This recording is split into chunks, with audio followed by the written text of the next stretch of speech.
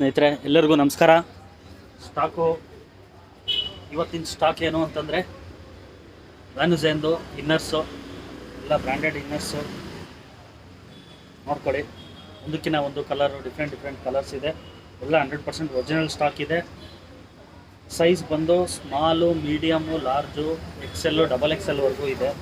ಅಂದರೆ ಈಗ ಸ್ಮಾಲ್ ಅಂದರೆ ನಿಮಗೆ 70, 75, ಮೀಡಿಯಮ್ 80, 85, 90, 95 ಈ ಥರ ಮತ್ತು 100, 105 ಈ ಥರ ಸ್ಟಾಕ್ಸ್ ಎಲ್ಲನೂ ಇದೆ.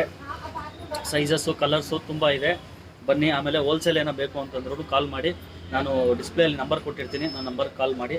ಹೋಲ್ಸೇಲ್ ಏನೋ ಬೇಕು ಅಂದ್ರೂ ಪ್ರೊವೈಡ್ ಮಾಡ್ತೀನಿ. ಬಲ್ಕ್ ಕ್ವಾಂಟಿಟಿ ಇದೆ. ಏನೋ ಬೇಕು ಅಂದರೆ ಸ್ಟಾಕ್ ತುಂಬ ಇದೆ.